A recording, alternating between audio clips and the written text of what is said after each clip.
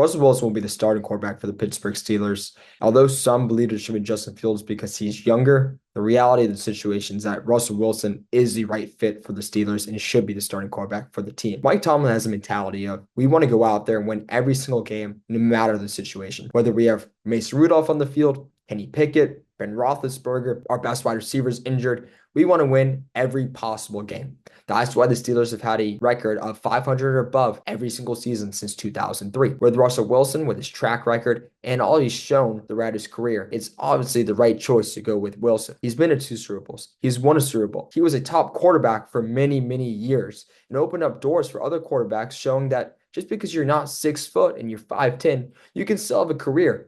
Kyler Murray and quarterbacks along those lines should be thanking Wilson for all that he's done. And although Wilson had an interesting couple of seasons with the Broncos, he has the ability and the chance to resurrect his career with the Pittsburgh Steelers, which is something that I believe he's very capable of. Because Russell Wilson is what Brett Favre was. When you look at Brett Favre's career with the Green Bay Packers, he was the beloved child of that organization. The fans loved him because he was this Midwestern quarterback who could just sling it and rip it. Won 3 MVPs with the organization, won a Super Bowl with the team, and was doing everything to ignite a fun offense and a fun team of the Green Bay Packers. Fans loved him, but towards the end of his career with Green Bay, that love affair began to fizzle out with both the fans and the organization. Him and the organization were butting heads as Aaron Rodgers was emerging, and seemingly he was out the door the next day joining the New York Jets. He got to the Jets, and the team really thought they had something going. They finally found their quarterback, their franchise guy. Woody Johnson wanted a superstar, and he finally get one in Favre. He went 8-3 to begin his career with the Jets, but the team ended with a 9-7 record after he hit an injury, and that love affair began to fizzle out. Woody Johnson decided that Favre wasn't their guy, and he was out the door after just 1 season. Now let's look at Russell Wilson. He came to Seattle as a 3rd-round pick, an undersized quarterback, somebody that was told that there was no way that he was ever going to succeed in the NFL because he's too short, not strong enough, isn't capable enough. Media members even went as far to say that Matt Flynn should have been starting over Russell Wilson. But Wilson quickly silenced the doubters and became the beloved golden child of the Seattle Seahawks. He led them to 2 Super Bowls, won a Super Bowl with the organization,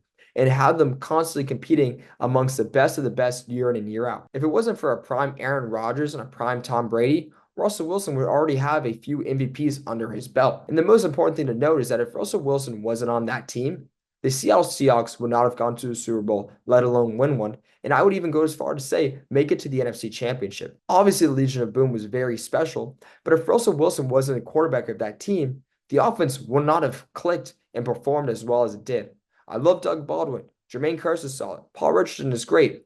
But those aren't top-class wide receivers. Russell Wilson took that offense to another level. And then towards the end of his career with Seattle, that love affair with the fans, but mainly the coaching staff, really began to fizzle out. Pete Carroll and Wilson were butting heads, and it was a pick-me between Russell and Pete, ultimately electing to stay with Pete Carroll and moving off of Russell Wilson, and he was shown the door in a trade, sending him to the Denver Broncos. He got to the Broncos, and they thought they finally had their franchise guy that can lead them to the Super Bowl, just like the Jets believed they had with Brett Favre. Unfortunately for both organizations, that wasn't the case. Russell Wilson went out there, went 4-11 in his first season with the Broncos, and then had a very turbulent second year with the team. Although they went 9-8, the last 4 or 5 games of that season did not go as planned. He lost 3 of his last 4 starts, and despite still being in the playoff chase, they elected to bench him in favor of Jarrett Stidham, not because they thought Stidham was going to put them in a better position to compete, but because they didn't want Russell Wilson to get hurt, and they have to hold on to him next season and pay him $37 million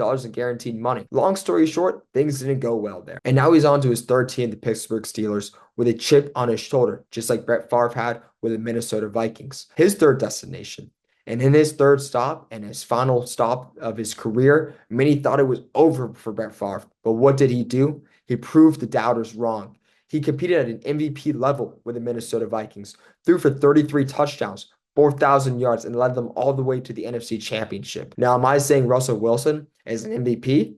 Not necessarily, but is he going to do a lot better than what he did in Denver? Yes, by a mile. Russell Wilson is still a very complete quarterback. Now, is he as mobile as he once was? Obviously not, but that comes with age. But he still has the arm and the capability and the IQ and mindset to go out there and perform at a high level, giving the Steelers a very positive product. On top of that, Russell Wilson is surrounded by a team that is very similar to the teams that he had in Seattle that brought him so much success. When you look at the defense side of the ball, the Pittsburgh Steelers have arguably the best defense in all of the National Football League. A young, sturdy, emerging corner in Joey Porter Jr., the best safety in Minkah Fitzpatrick, a daunting front seven with Alex Highsmith, Cam Hayward, TJ Watt, just absolute dogs along the defense. Now you look at the offensive side of the ball, and it really begins to align in terms of the play style and the mentality that Mike Tomlin and Arthur Smith want to implement upon this team, which is a hard-nosed running game, which is exactly what Wilson had on the Seattle Seahawks, allowing him to have so much success. He had a great running back in Marshawn Lynch that allowed for him to not have to worry about passing the ball in every single play. He can have an established run, freeing up space for him and the team to operate, with Najee Harris and Jaylen Warren providing a nice thunder and lightning duo punch. On top of that, he has an offensive line that will finally keep him upright. In the past 2 seasons with the Denver Broncos, he was sacked a combined 100 times. What quarterback can even succeed when you're on your back half the time? No one can. Whether you're Tom Brady or Aaron Rodgers or Patrick Mahomes, good luck, buddy, because you're going to have trouble. Russell Wilson will have an offensive line that will support him for once and give him time to operate in the pocket. And although you might say, well, look at the wide receivers. Are they that good?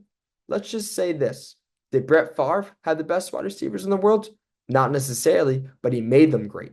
Obviously, Percy Harvin was an established speed threat. George Pickens is a great wide receiver one that has a lot of untapped potential. But then you look at Van Jefferson, Calvin Austin.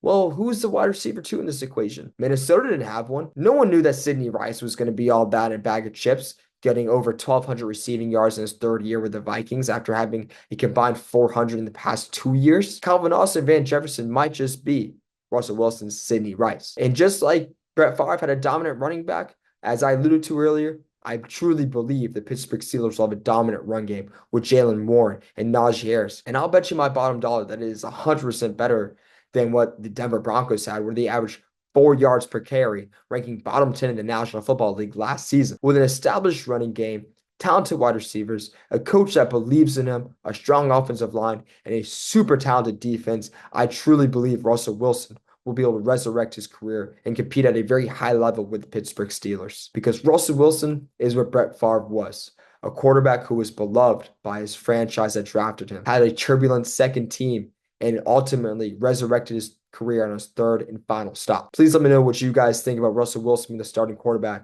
and if you believe that he can and will be the next Brett Favre. Thank you for listening, and please subscribe.